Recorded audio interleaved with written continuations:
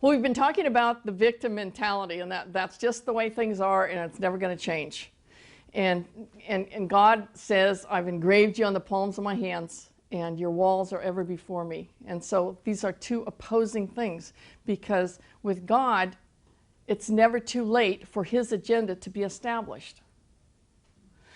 It's as though we live in a different time frame than eternity.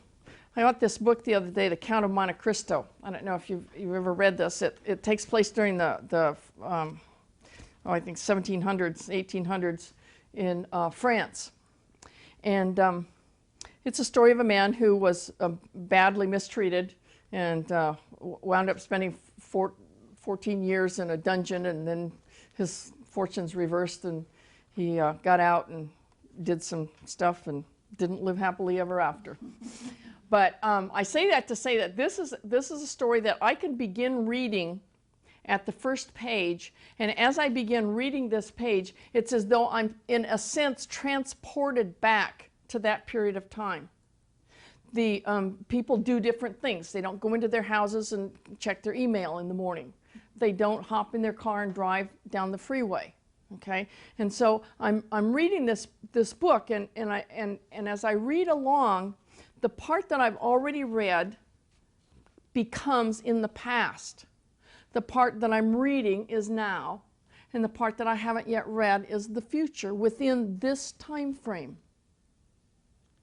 But I can close the book and step back to this time frame, walk over to my computer, check my email, jump in my car, drive over to see my friend, stop at the supermarket. Okay, so there's a sense in which there are two different time frames. If I sat down and read this from beginning to end, we could probably do it in a day, a few hours. The events take place over a period of years, quite a few years. And so there's a compressing. Sometimes a book is written about an event that takes place in only a little bit of time, and it's expanded. But it's as though there's a different time frame. And it's similar to that with eternity. The scripture says that with the Lord, 1,000 years is as a day, and a day is as 1,000 years. In another place it says that with the Lord, 1,000 years is as a day or as a watch in the night. A watch in the night was 3 hours. And I did some calculations because 1,000 years doesn't compute to me in Earth time. That's too much. And I want to know what it is in terms of my lifetime, or in something that I can get my mind around. And so I found that a watch in the night is about 10,800 seconds.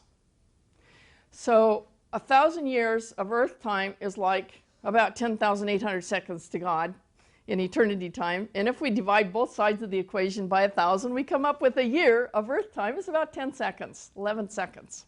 Now, of course, there's not a one-to-one mathematical correlation, but this is something that God has given us to give us this sense of a different kind of time frame, that God sees things from a different time frame. And what that means in practical things is that it's always now to God. There is nothing that's happened in our lives that's too far back, but what God can put his now word into that place. And the incident that I told you, or the circumstances around my birthday, is such a powerful example to me. That, you know what, that lie was established many, many, many years ago. Well, it's past. I can't do anything about it now. All I can do is just try to forget it and get on with my life, right? Right. Wrong. Wrong. Because God says it's always now. I have something to do with trouble. I have something to say into the midst of it, and it's never too late for my agenda to be attached. And see, I was born at exactly the right time. I could have never said that before. Well, if I'd had my choice about it, I'd never be born. Don't anybody ever be born at... No, I was born at exactly the right time. The Bible says that God knit me together in my mother's womb. And all of that stuff from the past is just stuff. It has no power. But it was 50 years later in earth time. With God, it's just a few seconds, just a few minutes. It's now. The most amazing thing is that as I look back now down through the corridor of my life at birthday after birthday after birthday, that lump of pain isn't there. That sense of, well, this is what happened, and da-da-da-da, it's not there. And God is beginning to bring to my remembrance some happy things that happened on birthdays. And the whole place is being healed.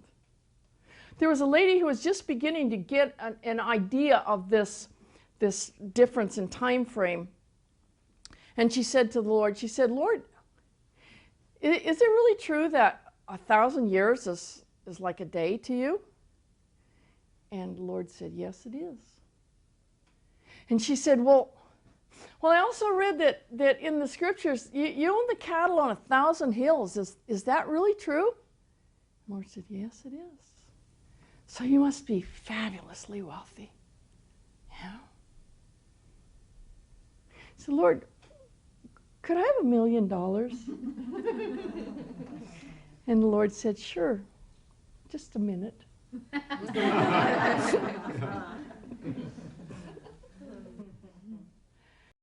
Another place in my life that was very bound was that perception of myself as dumb and ugly and worthless. Part of that, the establishing incident that gave that lie such power happened when I was in the 5th grade. I'd come into class one day, and as I went to hang my coat up in the closet, there on the shelf above the coats was a little throwaway paper that the milk companies used to give out. It was in the days when they actually delivered milk to your house, and they had little puzzles and jokes and cartoons and things in this paper. And kids brought them to school, and they shared them around and left them laying around and threw them away, and it was no big deal. It was just a little throwaway paper. So when I saw that paper on the shelf, I just innocently picked it up and took it over to my desk and started reading it. A couple of minutes later, one of the boys came in, and he came over to me and he started yelling at me, "Get away from that paper, that's mine, you're getting your cooties all over my paper, you stole my paper, stupid." And of course I responded very calmly and said, "It's not, it's mine, stupid, I got it from the milk company this morning, so get away from me." Well, then the fat was in the fire. And so in the midst of all of that, the teacher walked in the room, and I'm now caught in my lie because there are more kids around. And so I dare not say, well, okay, I had it. So we had what seemed to be a trial that morning. The teacher, my remembrance of it was that it happened and lasted the whole morning. I'm sure it didn't. But what happened was that the other kids in the class were en masse giving evidence that we didn't even get milk from that milk company. And the milkman didn't go by our house on that day. And well, she's always cheating anyway. Well, she lies anyway. Well, she steals anyway. And, well, those things were true. I mean, I did cheat sometimes, and I did steal sometimes. I hadn't stolen that particular time, but, and I did lie when I thought it was the way to get out of a problem.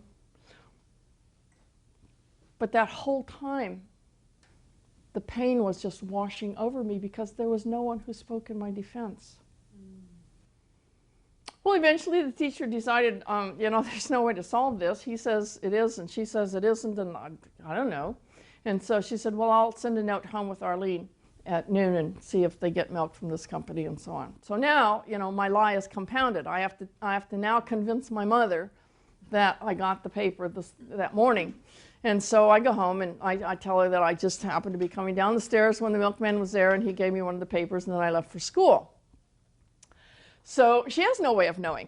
So she writes a note back to the teacher and says, well, we do get milk from that company, and yes, he did deliver milk this morning. I don't know if Arlene got one of the papers or not, but I haven't caught her lying just recently, so she could be telling the truth.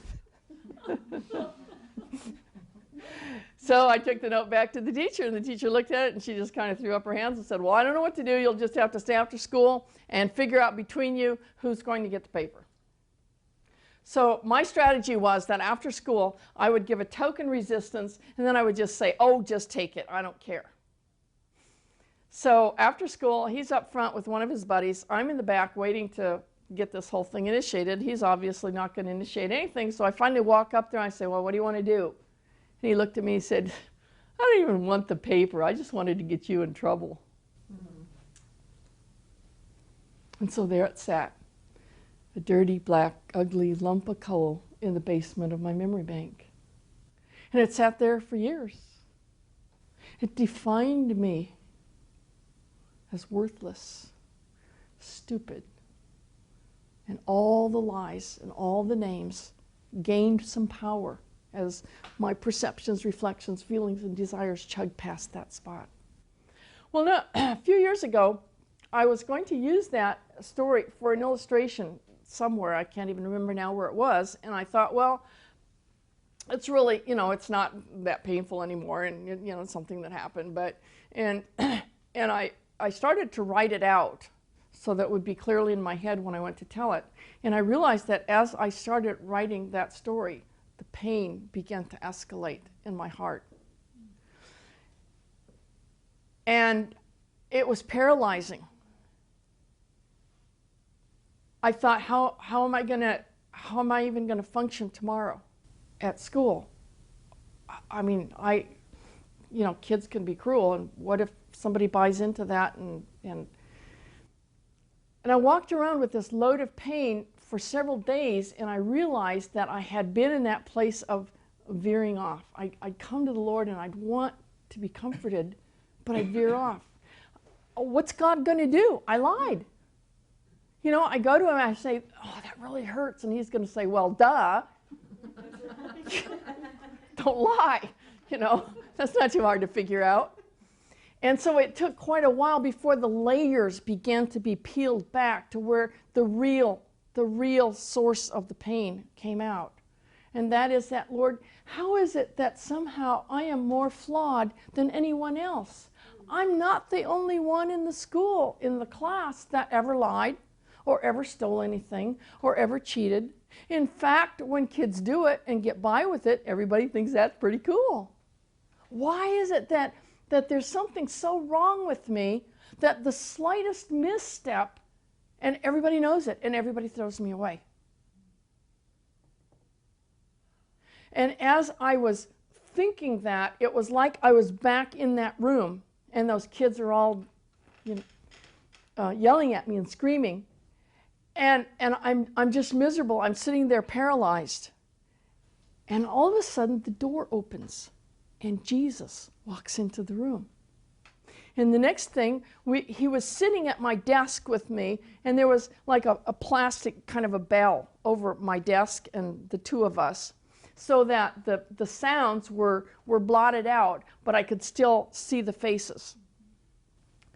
And he just began to talk to me. And he said, you did lie, and I want to teach you how to handle situations like this so you don't have to lie. But I died for that lie.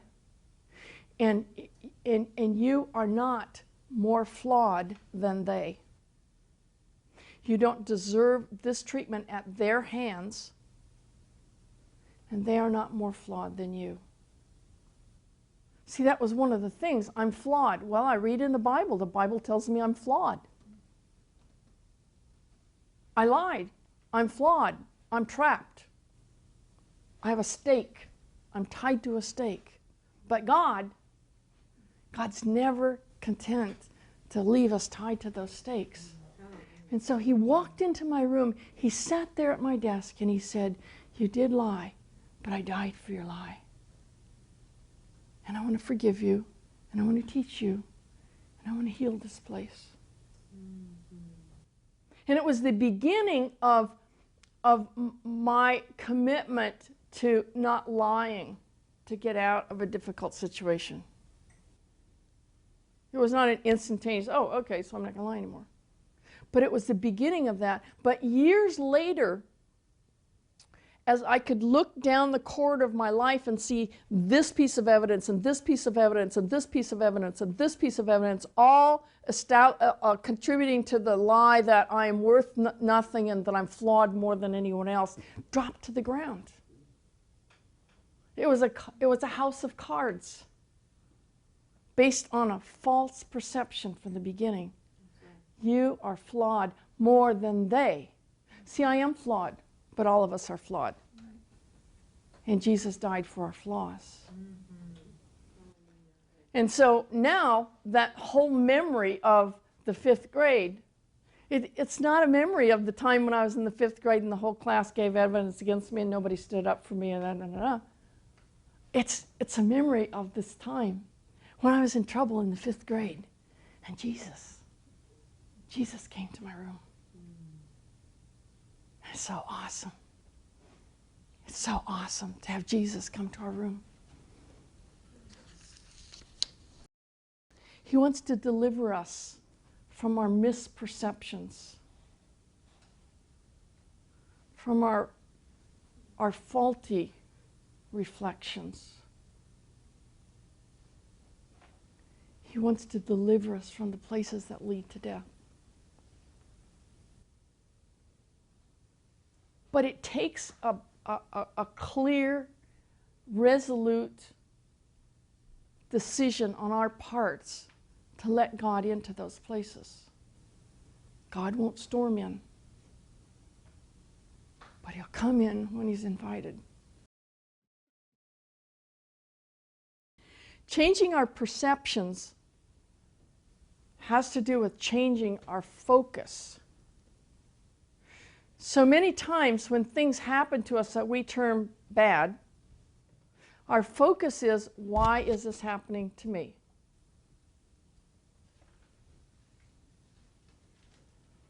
When we stop and think about it, the corollary to that is, why isn't it happening to someone else?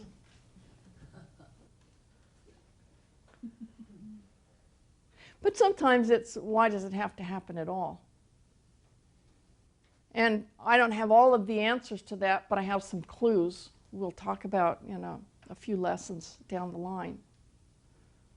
But for right now, what we want to think about is, what's going around in your head right now? I wonder if there is an incident, event, circumstance in your life that God is showing you has carved and fashioned who you are, that still has the power to comment about you, about your worth, about your flawedness in relation to other people. God has something to say into the midst of that. Trouble, He says, is my sheepdog. It's intended always to crowd us up to Him. The power of painful events in our lives springs not from the events themselves, but from our response to those events. If the pain from the past is still wicking into the present, it's because we've never changed our response to those events. We're still thinking about them the same as we have all the time. Good news. God wants to change the way we think about the events and circumstances of our lives. And in the process of doing that, He opens us wide and sets us free. The invitation is there. The offer is on the table. It's up to us to accept it or reject it. When I was single, one of the things that I liked to do for people for Christmas, especially if they had a bunch of little kids, was to give them coupons. I'll babysit for you. There's an older lady in our apartment complex who has a little dog, and she's not in real good health. And so last year for her birthday, I gave her some coupons for dog walking on dark and stormy nights. Those coupons are still sitting in drawers somewhere.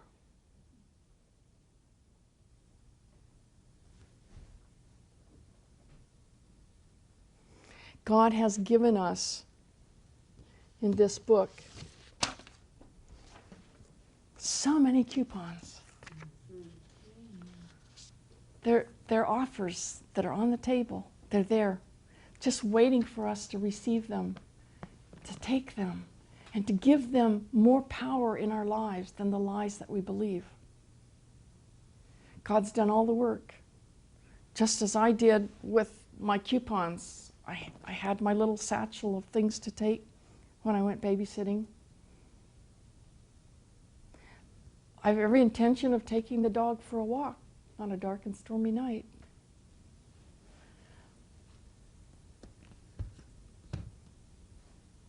But we have to accept the invitation. We have to take the coupon and present it to God. And let Him redeem it in our lives. That's what He longs to do in each one of us. And may each one of us take to heart the agenda that God has planned for us, to open us wide, to set us free, to drench us with joy, to thrill us with the visions of who He is and what He longs to do in us. A vision that carries us beyond the immediate escalation of pain when He touches something that we've buried. May He bless us abundantly to that end.